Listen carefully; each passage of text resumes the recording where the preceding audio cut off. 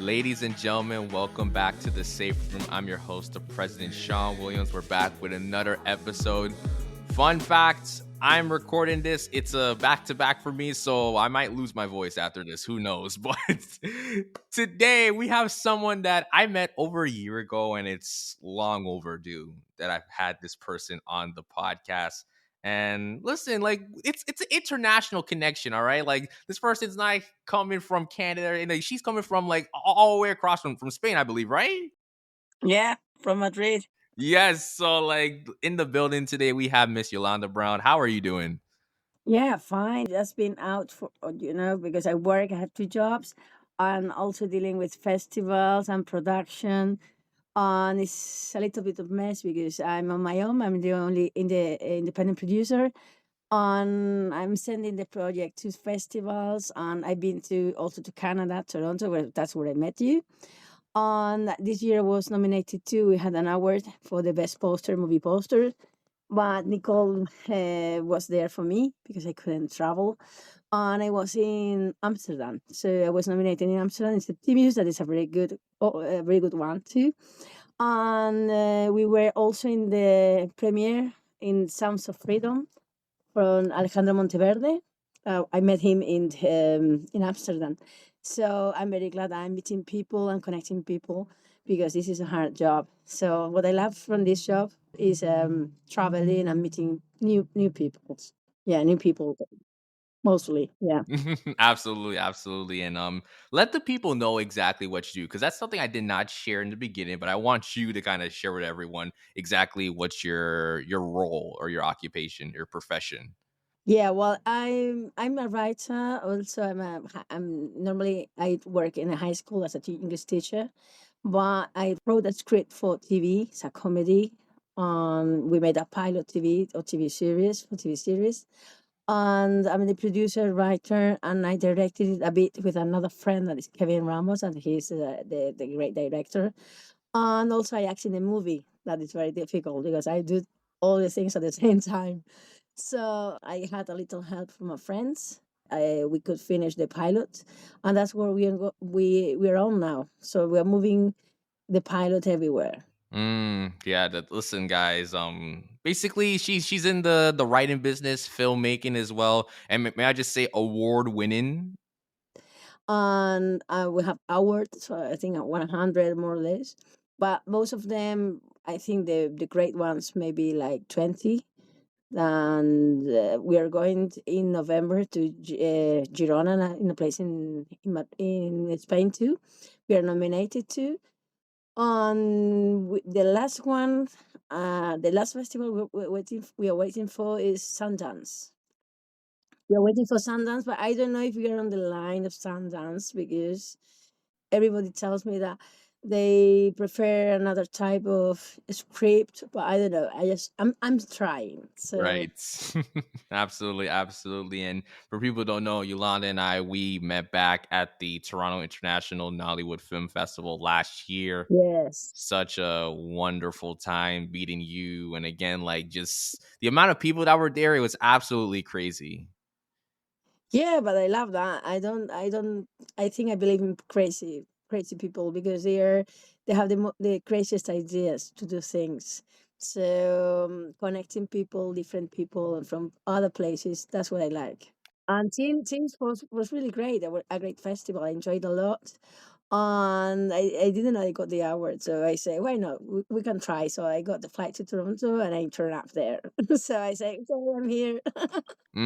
Absolutely, absolutely. So we're gonna definitely get into your journey as someone who, again, who's been working in terms of writing, TV shows, filmmaking. So we're definitely gonna take a deep dive into that. But before we get into it, I want to start off with our opening segment, the hot seat. So basically, I'm gonna be asking you four questions, and I just want you to answer them to your best ability. Okay? Yeah, Okay, of perfect. course. Yeah. So for the first question, so outside of the work that you do, someone again who's you said you work in schools, and even for you being like working in writing, TV, filmmaking, please tell me something about yourself in one sentence. Well, I'm hyperactive. Okay, okay, very short and straight to the point. So like I like that. Like, okay, so when you say hyperactive, like, would you just say in terms of just the way you connect with people, the way you operate your business and stuff? Yes, it's a mix because I also like to do many things at the same time. So that's when I try to talk to you before. I was from one work to another, so traveling from one job to another. So I normally teach in the morning. In the afternoon, I teach in the gym too, Pilates, spinning, all this. And I also go to festivals, attend to premieres and all this, and also meetings for other producers with other producing companies. So I'm mixing all these three things at the same time, and in between, I have my PhD that I have to finish in September, next September. And what I like to do really is nice things and active, creative things. So I like to be creative. Otherwise, it would be a boring life for me.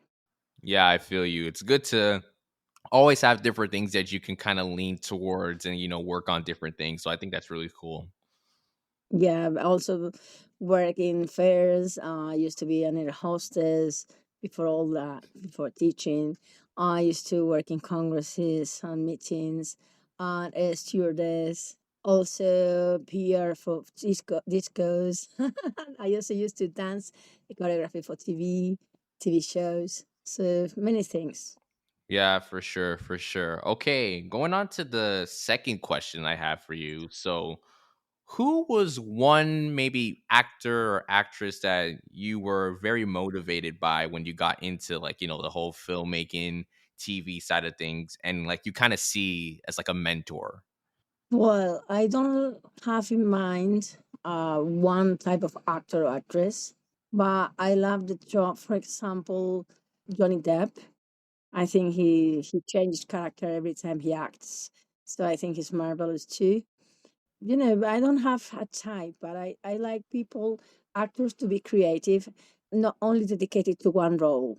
So I love when you see the actor in one role and then suddenly from drama turns to comedy, for example. Right. I think that shows the versatility within an actor or an actress. It's not like I do one style of genre. It's like I do multiple. I prefer that. Yeah, and I think the good actor is the one who changes. He can change whenever he wants. He wants to. Yeah, he's able to do it. Exactly, exactly. I think that's so important. Okay, going to the next question. I want you to list or name an interesting fact that you rarely share about yourself. Interesting fact. Well, depends on what you call interesting. Normally, I like to dance. On music, I used to sing, not now, but I used to sing opera for a long time. It's strange because I quit because it was too much dedication. I prefer to go out at night. That's really what I did. But I wanted to join life and live life as I wanted. I don't like rules. That's the problem with me. I don't like rules. Follow rules. No. Yeah, I hear that. But I mean, for you saying that you used to sing, you used to dance, and plus having that acting skill, kind of views you as like a triple threat, like you can do multiple things. So who knows? It comes in handy. Yeah, I know. But the thing I got from when I was small, as a child, I thought, what can I do when I'm older? The only thing I can do when I'm older is to be an actress because you can do whatever you want and be whoever you want to be. Yes, that's so true, so true. Oh, I want to be a lawyer. Oh, I want to be a doctor. I want to be a policewoman. And say, what can I do? Actress. I decided that writing and actress comes together, goes together. Yes, that's so true. Okay, so I want to go into the final question for this specific segment. And the final question is, what is your personal safe room? So, like, what's a safe space that you kind of keep toward yourself where you can feel like very authentic and be yourself? A setting that's where no matter where you're in, when you're in this setting, and it could be a physical setting, it could be like a mental space that, you're able to just feel authentic. You're not worried about what other people think about you. It's difficult to say, but I normally I don't need to act. I'm like this. I'm normally concentrated on on what I have to do, But I don't normally, I shouldn't say that, but I normally don't care what others think, unless it is, if you want some help from others, that, oh, what can I do for this or for the other thing? Yeah. If you don't want to ask for an opinion, I think that I normally act as I am. I don't think about what the others could say or what shall I do. No, I just do it. Maybe it's the worst thing of me, not the best, but I'm very, sometimes I was very impulsive. So I had to control that and had to relax and concentrate. So when I'm concentrating in one thing, I don't think of what surrounds me. So I think for me, it's normal life. I like that answer because again, for you, it's like when someone thinks about an actress, it's like, oh, you have to get into a certain character. But for you, like you mentioned, it's like I don't have to. Like this is just me, you know? Me, and also I concentrate on my thing. So if somebody, for example, is making noise outside, I wouldn't know because I'm so concentrated that maybe sometimes I'm not aware what is happening outside. Yeah, exactly. Absolutely. So I really appreciate you kind of answering those first few questions for the hot seat segment. But now I want to get into like the main questions, kind of into yourself. Like, I saw your eyes bulge. I'm like, oh gosh, it's like don't even worry about it. It's nothing too harmful. So I just want to start off with just when did you start your career in filmmaking? Like, what are some of the biggest lessons you've kind of taken for yourself from this journey? Okay, so I always been in front of the camera, so it means that I was acting for a long time, and maybe secondary roles, so not big ones, but I mean, big enough for me to appreciate what I could do. So I decided to produce a film. Well, this is a a pilot TV, because I wanted to write something funny for people after COVID, because everybody was with the drama, what happened changed many lives. So I decided to write a comedy to cheer up. So I loved writing. Normally I wrote poetry since I was very small, but I decided to write a comedy. So to change the vision of the world. Mm, So I tried and talked to people. I fixed it with the studio, and I was with Kevin, that is the film director. I had a lot of aid, for example, help, because I didn't know how to do it. It was why it's like aching, and like, for example, as a doctor aid. For me, was really helping that, because I was alone, so I had to contact people, and nobody wanted to do anything because it was after COVID. So it was very difficult to get into this business. Nobody wanted to, so it was a risk I took. So I said, okay, come on, let's go. yeah, that's so true. Sometimes you got to take those risks, especially like you mentioned. Yeah, you need to try. Yeah, Yeah, when things are very crazy around that time, people kind of just like, I don't know if I want to, take that risk or take that leap of faith and kind of get into it. But for you to have that determination and still kind of like say, I want to do something like this because I want to make people smile and laugh. I want to bring out some level of positivity in a point where people are probably at their most vulnerable or at their most down state. So I yeah, commend that for sure. yeah. I wanted to do that because also we was also a hard time for me, and I said, okay, why not? Let's try. And even though it was so difficult, for me, it was like, it was a risk because you could lose all the money. I'm still waiting to recover from all this stress. But I think it is good for me because, or anyone who wants to try, I think he or she should try, because it's the only way, if you can follow your dreams. Maybe in 5 or 10 years time, you think, why I didn't I do that? Why didn't I do whatever? You're making your, like going around, maybe you're all thinking about, and maybe you feel repentant. So I think the thing is to try. Otherwise, you wouldn't know. Right, right. It's a lesson that you kind of learn for yourself. It's kept you going within, your field, making sure that you're keep building on your legacy. Yeah, and also it makes you connect with people. That's important thing. You connect with people. Maybe people you could hardly ever known if you didn't try that.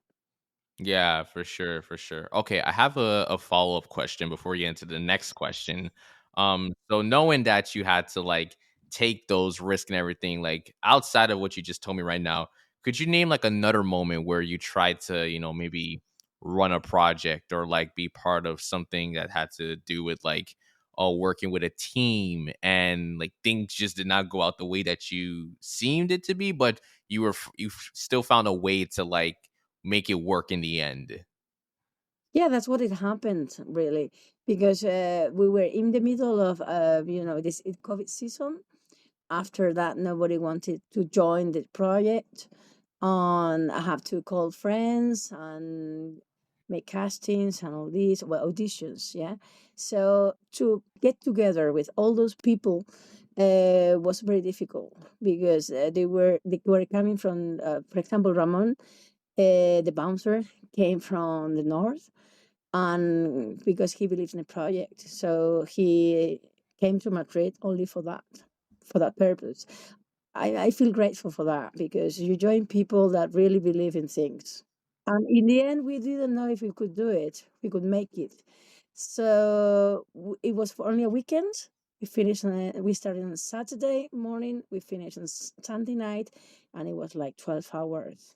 Everybody was tired and we were running out of time. And in the end, we could make it. We didn't know, but we made it because a friend that is the editor said that it would take long because also he had problems with the COVID and everything was very slow. It took 2 years to finish it, 2 years and a half to finish.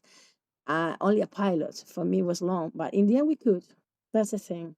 Yeah, that's really great to hear. Okay, going into the next question. So, when it comes to being someone who's like in the acting slash filmmaking industry, like how do you feel like the whole operation is? Like, do you feel like it's very cutthroat? Do you feel like everyone gets along very well? Like, what is usually like the status, or what do you hear from people when they think about how is the filmmaking industry? Is it like good? Is it bad?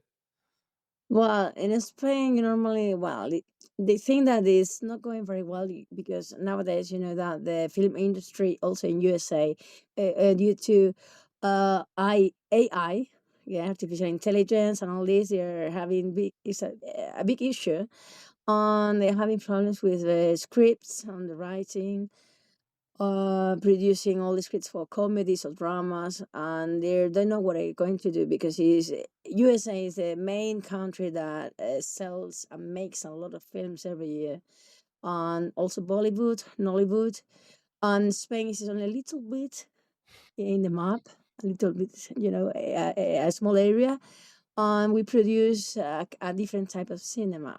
So we think that it's very difficult to get inside the circle. We say in the circle we have like rings, we call it rings, or we have first circle, second circle, and third circle. So normally when you're normal, it means that maybe you act from time to time, they call you from time to time, you have access to some type of auditions. On the second ring means that maybe you're good, they can on you, and they call you. And the first ring is the first circle is the most difficult one to reach. For example, Penelope Cruz and all these people are at the front. Yeah, so they're first. So it's difficult, very difficult to compete with all of them because normally the roles are already given to them. So maybe you cannot reach also, or you cannot get any access to that audition. So what you have to do is, you know, be in the right place at the right time and do it perfectly. Even though they can take another person, they can choose another person, but another actor, but you just try. That's what you only do, trying all the time. You need to try.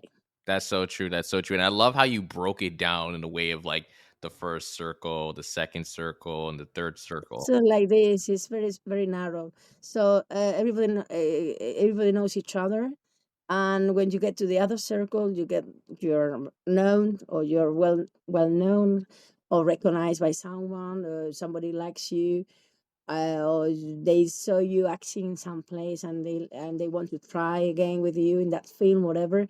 But you're moving in cycles. You're moving into cycles. So it means that maybe you reach the first one or never. It depends on also luck. I think luck is very important. Also, your job, your work. If you're there in the right time, at the right moment, maybe you have the same opportunities as the other. Yeah, definitely for sure. And like I would definitely say with the way you just explained it, it kind of relates to like anyone who's like in like an entrepreneur does like business. It's very common. The amount of people you know could help you in terms of like getting the job or like getting connection with the right people. But it really depends. If you're at the beginning stage, you're not going to be able to get that far compared to someone who may have more connections so they can get deeper into the business. Yeah, I think the more connections you have, the easiest way you have, because connections make knowing people, meeting new people, opens ways. I think it's a good opportunity to travel and to join different countries too, different types of styles of lives, all this. To live life in different ways, I think is the first thing Yeah, for every producers, for actors, for every person. You have to join and live many lives, I think.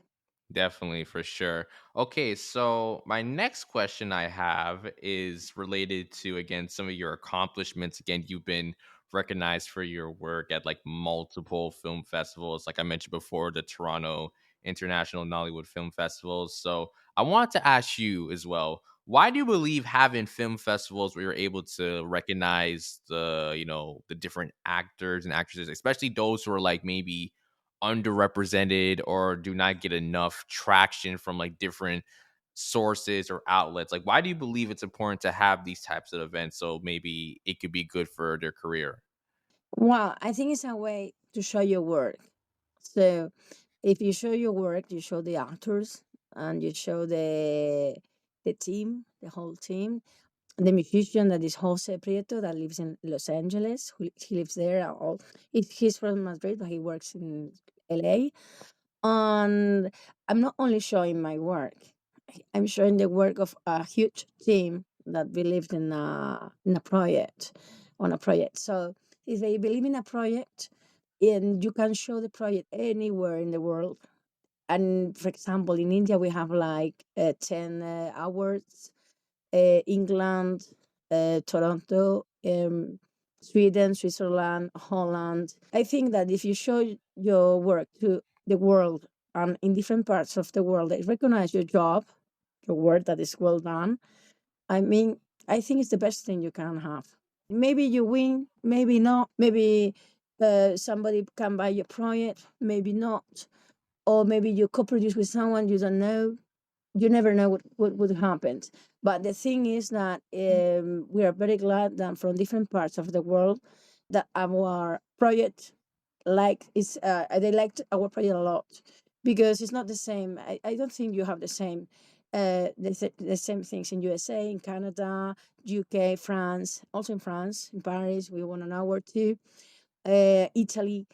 So I think we are glad that in every part of the world that is different, they like the same project. For us, it's a success. Definitely, but that's really good to hear because again, I feel like for yourself, you definitely established such a impressive resume. But I can only imagine when you got started, it was asking yourself, like, we need to have events like these so that way myself and like other actors and aspiring actresses can get that recognition. So, if it means that they get to work on another project with someone a little bit higher on their standards or like in another tier, like that's what you should strive for. Yeah, well, you know that one of the actors, Jose Montiel, won an award in New Jersey, and he was recognized, and they gave him an award, and he put it, uploaded to Instagram, and he was crying because he's been an actor for 30 years, and nobody has said to him, "Oh, you're good. I love your work. I love your job. Whatever. What you have done is good." And he was crying when he was saying thank you to New Jersey, to the award. Oh, and I felt so good for him because otherwise he wouldn't have been recognized by anyone. I think it's a kind of recognition for your life, actor life. Yeah, so that I think it's really good that you have platforms like the Toronto International Nollywood Film Festival. Yeah, because they help also for, to help them with to improve their acting to believe in themselves. That's important thing. Yeah, for sure. And it's really good because again, you need more stuff like that. You need to be able to have platforms that express those who are not just like, oh, we're only focused on the top tier people, like forget the rest. Like, no, like it's for everyone, but most specifically, it's for those who are trying to break into the industry and get their name out there. And again, I feel like when it comes to like Western cinema, it's always been a argument of like, well, like like the international people, like they got their own stuff. So like, why are they trying to focus on so much on like trying to dominate us? But it's like that's the point. Like they have their own stuff, and like yeah, their audience is growing, but it's a global landscape, and we're trying to like get them to integrate with Western cinema, but they're so reluctant to let them in because it's like, oh, like who cares what they're doing? Like that's their own stuff. It's like, no, we need to start coming together. Yeah, well, is that what happened in Spain too? You only see the same actors once and over again. And we always ask ourselves, why don't we have the chance to be there too? So I think the only chance is in festivals. So you get to be, you get to be known there. I mean, they get to know you better because you're moving along every country and in different countries. So if you don't get what you want here, you can get it anywhere and say, hey, I have got an hour from New Jersey, from Toronto, from France. Okay, this is my job. It's good. So you can show that to the audience too. Yeah, absolutely. And again, it's very interesting that you even mentioned that even for someone like in Madrid, like it's still the same people that they're seeing. So like you kind of just shine some light on me because I would assume like okay maybe there's a little bit more diversity, but it's like no, it's the same issue for you there. It's like it may be four or five of the same people that people are seeing, but it's like we need to find ways to branch out and like outsource this level of material to like different audiences. That is happening here too. You see the same people everywhere. So I think, why don't you give other people a chance? Because maybe they are also good. I know that, for example, any actor that's, for example, in Friends, for example, or Big Bang Theory, they could only be those actors because it's made for them. The roles are made for them. But if you try to produce another comedy, why don't you choose another person, not the same person you saw? You have seen him in 5 times during 5 years in the same comedies. So I think you have to give them a new chance to new people. So let's try. Maybe they are very good and the best ever you have seen in life. But if you don't try and you don't give that chance, you wouldn't know. Yes, absolutely. They need to see the work that you're about. So I want to get into the next question. So, how important is it for you to kind of brand yourself, not only with your audience, but with people who are probably unaware of what you do? Because obviously, for you being in Madrid, it may be a little bit different in terms of like tapping into people who live where you're at compared to like for myself, someone in Canada, where it's like, oh, I can't really approach myself the way I do to people here compared to Canada. So like, how do you brand yourself in a way that allows you to be open and transparent, but also let people know what you're about? Well, normally here, well, this is Madrid is a huge place too, not so big as Canada. Well, I mean Toronto, or maybe other big cities like New York. It is big, so I even don't know my neighbors sometimes. They think I'm an English teacher, but for example, when I told them that high school I have to go for a nomination, oh, but what do you do? You don't even know that because this is a part of my life. I do with some people, and for the others are other things. If they know, it's okay. But I'm not telling anyone. Oh, I'm actress, I'm producer. I did that. I did no. Yes, if they ask or they get to know, I'm telling them.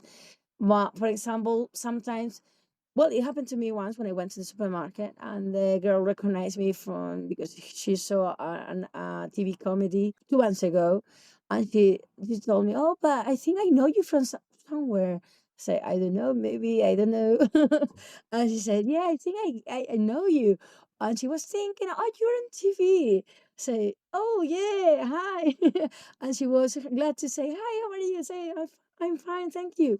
That's all, but they just love your work and say, "Hey, I think I know you." I say, "Yes, that's right." But unless I let them know, they wouldn't. Because normally, my circle, I said before, the acting circle, yes, because we all know each other. So I know my friends, my mates, and the auditions and the producers. But when I'm out to my other jobs, unless I let them know, they wouldn't.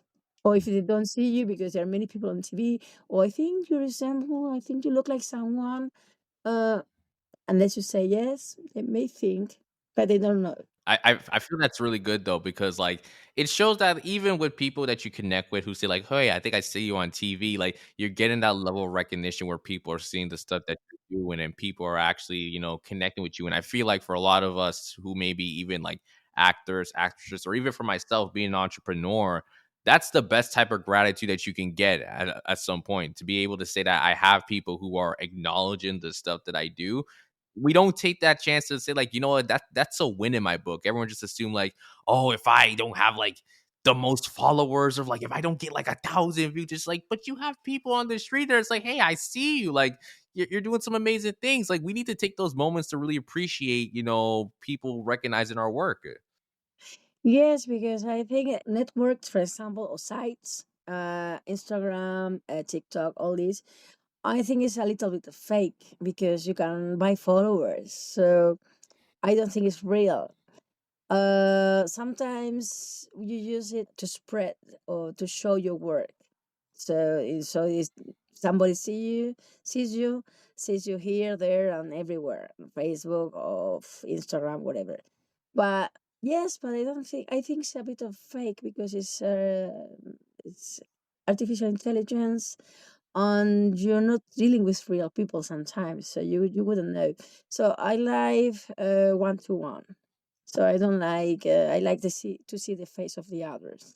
Yeah, So if you write to me on Instagram, I will answer. Say hi, hi, whatever you do. But I think that we are losing the real touch, the feelings. So imagine that I see you, you see me, you see your face, you're happy, you're sad, emotions. So I think it's a little bit artificial because we're losing emotions through artificial intelligence. I love that. I love how you kind of touched upon like having that in-person connection rather than just like everything being so like again artificial online. Think we are losing a bit of the real life. Well, I teach teenagers on your with video games on followers, and they are worried about makeup and dresses, and if they like me or not. No, you're who you are. If they don't like you, let it go. I love that. Listen, everyone listening right now, just like Yolanda said, if they don't like you, just let it go. Yeah, Let it go. you are who you are, and that's the best part. You're one single person in the whole world. DNA is only one. So you're Mm. special. Everybody's special. So believe in yourself. I think it's the best thing to believe in yourself. Absolutely, absolutely. I love that. Okay, I kind of want to get ready to wrap things up, but I want to do a quick little activity. So, since again, you being an actress and everything like that, I was hoping we could probably try like a little open dialogue as like an activity. So, I have like a couple of words here, and basically, I want to like create like a scenario, like a scene. Okay, so we're gonna try our best to like like do a scene using these following words. So the first word I have is pushy. So that's the first one. The second one, decreased. The third word, destruction. The fourth word, electric. And then the final word, shallow. Wow, it looks like Halloween. I guess if you want to say it like that. So again, just to repeat the words: pushy, decrease, destruction, electric, and shallow. Yeah, well, the scenery for me would be a bit like a drama or horror story, Yeah, thriller. Yeah, a bit dark, I would say. yeah. I mean, like I would probably say yeah, like dramatic horror and everything. So Dramatic, yeah, war could be too, and also a bit of the darkness and disaster. Yeah. yeah, I think that's probably the best way to put it. Okay, so I probably would want to ask you first. So like if you could think of like a dialogue for that, like what would it be using those words? Like if you could this is kind of like improv in a way right now. Like if we had to improv Yeah. it, like what would be the dialogue for it? And again, just to use the words again, you have to use the words pushy, decrease, destruction, electric, and shallow in that dialogue. Okay, so I don't want anyone to be too pushy. If anything goes down and distraction is next door. On what else was that? Electric. Electric, shallow, and decrease. So you have three left. So I wouldn't like to be executed in the electric chair. Shallow. What do you mean with shallow? So like shallow, just like I guess from a characteristic perspective, like oh you're so shallow or something like that. Okay. Yeah, because if you do that to me, I will be a little bit of shallow. I'll be shallow, and everything will be destroyed. Okay, okay. Any word missing? Any word I missing? think No. it may be one word. Decrease, decrease. Did you say decrease? Ah, yeah, because my love would decrease, and I wouldn't believe in you if you do that to people. Because if you want the opposite, you don't have to execute anyone, Mm, and we go to the trauma side. So we would turn that into comedy. So otherwise, I wouldn't feel like this. that was really good. That was actually really good. The way you were able to make that up on the spot, that's very challenging. I don't think I could do that, to be honest. What do you guys to follow feelings? I follow feelings. The transmission of words, what they transmit to me, the feeling of the words, I think is more important. The essence. That's very true. So while I'm telling the sentences, I'm imagining the chair on the electrocution and the execution and all this. I imagine that when I'm telling the words.